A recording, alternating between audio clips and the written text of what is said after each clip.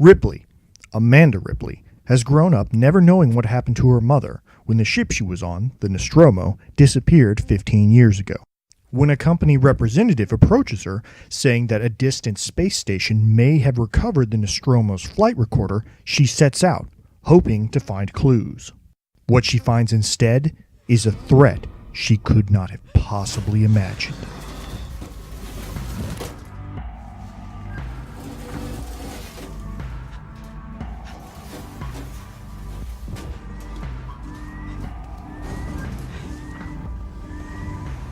Alien Isolation is a survival horror game and kind of movie tie-in where you play Ellen Ripley's daughter, Amanda, 15 years after the events of the original movie. As the game opens, Amanda is heading to the decrepit space station Sevastopol in order to try and find clues about her mother's disappearance. As soon as you arrive, it becomes clear that something is not quite right, and that the people who recovered the Nostromo's flight recorder may have brought something else back with them as well. As it turns out, an alien creature is slowly stalking the populace, and the survivors have gunned up and are willing to shoot anything that moves on sight. It doesn't help that the station itself is falling apart, and the protocol droids who are supposed to maintain it are less than friendly. Now, the game itself is very similar to most contemporary first-person and action games.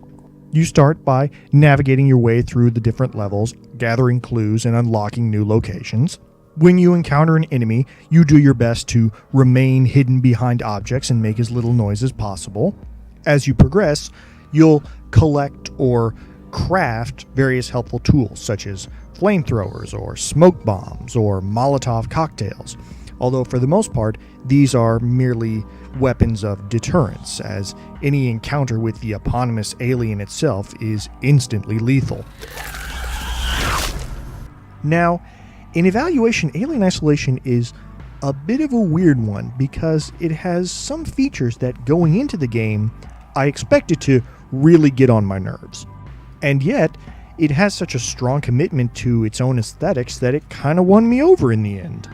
What do I mean by commitment? Well, for starters, the design of the game is great. Visually, it looks fantastic with great level design and detail that's almost perfectly imitating the movie that it was inspired by. And not just the visuals, the audio and sound design is really good too, whether it's the chase music as something's coming after you or the sound of something gently scuttling through the vents above you. Beyond presentation, though, there are a lot of features that could have really ruined this for me.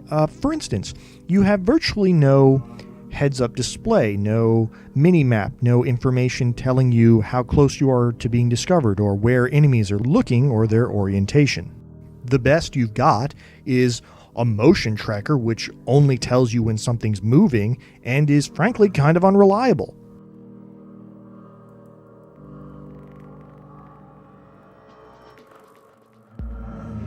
Another example is the save system. There are no quick saves, there are no checkpoints. Your only option is these emergency communication terminals. When you die, you go back to the last save station, and your progress be damned. Now, this is all stuff that, in most other stealth games, would be pretty annoying. And yet in Alien Isolation, while it's still pretty annoying, in the context, it kind of works. For me, at least.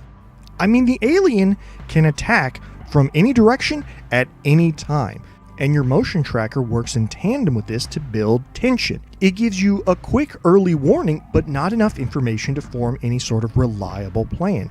You have to react on the spur of the moment based on what's happening.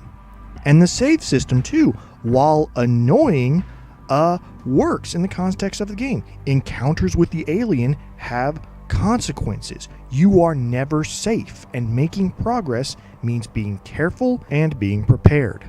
All of this contributes to a damn near perfect atmosphere of fear and tension. There are dangers lurking around literally every corner, and you need to steel yourself in order to deal with them. Now, if I was going to make any criticism, it would be that as great as the atmosphere is in this game, the plot never quite stacks up in comparison. Most of the game is just a survival checklist. Go to this location, Unlock this door. Whoops, now there are monsters chasing you. You'll know from almost the very beginning of the game which people are going to be dangerous and what sort of threats you're going to be facing. It doesn't help that Amanda Ripley herself lacks any really strong characterization. You know, who is she? What does she do for fun? Why does she care so much about Taylor and Samuels? Why is it so important to the company that she go and collect the flight recorder herself? Couldn't anybody have done this job? There are all these lingering questions which could have helped define the motivations and actions of our main characters. Still, all in all, I really enjoyed Alien Isolation. Survival horror games always benefit from good audio-visual design as well as atmosphere, and Isolation just drips atmosphere. I give it 4 out of 4 stars and my hearty recommendation. If you like survival horror games, or hell, even action or first-person shooters, I mean, this is a solid enough game to deliver on all of those fronts. All right, well, thanks for listening, and remember, when you've got to get away, don't run. Don't ever run.